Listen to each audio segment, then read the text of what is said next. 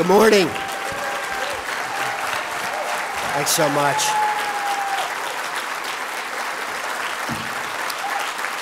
I love the work you do. Thanks for what you do. Enjoy your breakfast a little bit. I probably won't speak too long because, as you can hear, I'm losing my voice a little bit. There's a little bit of a cold going around town. But I love your enthusiasm. As I said, I love what you do, the great work that you do in your communities. David, thank you for your friendship. Thanks for the introduction and the invitation to always stop by and connect with you. It is true, when David and I were meeting a couple of years ago, and he was going from office to office talking to different members about the Community Service Block Grant, the great work that it does.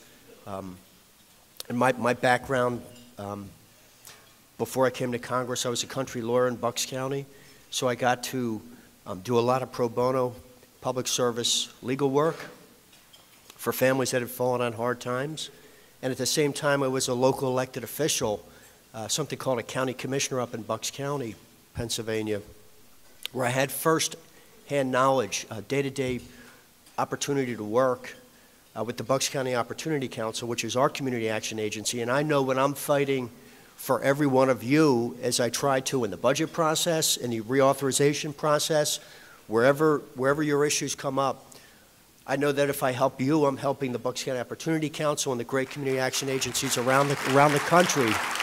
And we got to stick together on this.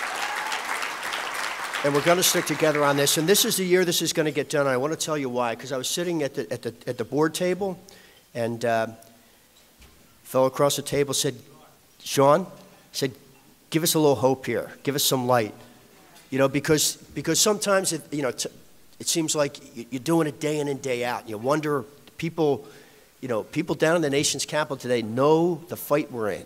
Do they know that a little more resources, a little more authorization with some long-term thinking and strategy will free us to help lift people out of poverty and get them on the road to economic self-sufficiency?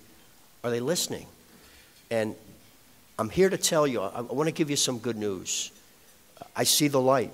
There's something happening in this town right now, and I've been here, as David said, since January 2011, that I haven't seen in the last several years. And we saw it a little bit yesterday. We're going to see it today. And what I'm seeing is Democrats and Republicans finally working together for the common good, for the good of their mutual constituents. Today we're going to vote on a bill. There's something in the law. It's been around for about 17 years.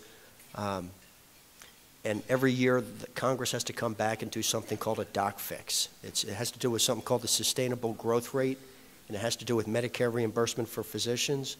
And because Democrats and Republicans haven't been able to get together on the same page, they all want to do it, by the way. They all want to do the right thing. They've had a difficult time trying to get on the same rail, heading in the same direction at the same time. And because the Speaker of the House, John Boehner, and the Democrat leader, Nancy Pelosi, finally decided after many, many years of spinning their wheels, they finally decided we want to get this done today. It's going to happen. And a lot of people in this town thought it wouldn't happen.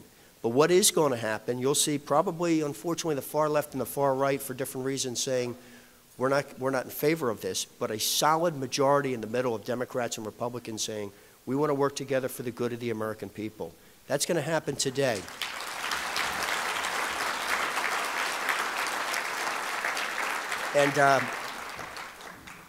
And because of David's hard work, because of the great work you do in the community that inspires him, inspires me, he's met with the majority leader, current majority leader, Kevin McCarthy. He's built great networks on both sides of the aisle, the United States House of Representatives. We're going to reintroduce the reauthorization for the Community Service Block Grant today.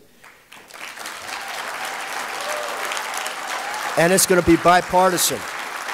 It's going to be bipartisan. Myself and Betty McCollum, another local official from the great state of Minnesota, we've developed a friendship because you've brought us together, and I want to thank you for that on this issue.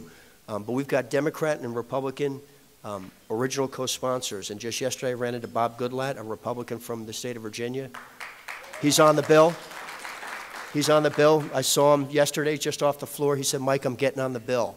And when, folks that have been around here as long as Representative Goodlatte, with the heft that he has, with the background he has, chairing several different committees, this bill is going to go somewhere this year.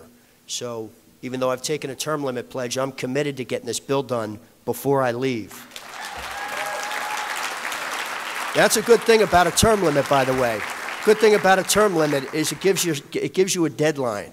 Because if you don't give yourself a deadline, there's always another term to get it done. We can keep kicking, no matter what it does to you and your action agencies and the work that you have to do. If folks in Washington think we always have another term to get this done, things won't get done. So whether it's my limit, David's work, your work in the communities, bipartisan coalitions that have been built, I really believe you're going to see today on the sustainable growth rate, we're going to finally fix that problem, and we're going to go on, I think, over the course of the next 20 months to fix a lot more. So I just want to say that, as I did initially, I know the work that you do in the communities, and you're helping families in need. And every one of those families is represented by some member of the United States Congress. So on behalf of all those members that represent you from your individual districts, I want to say thank you for the great work that you do. Continue to do that good work.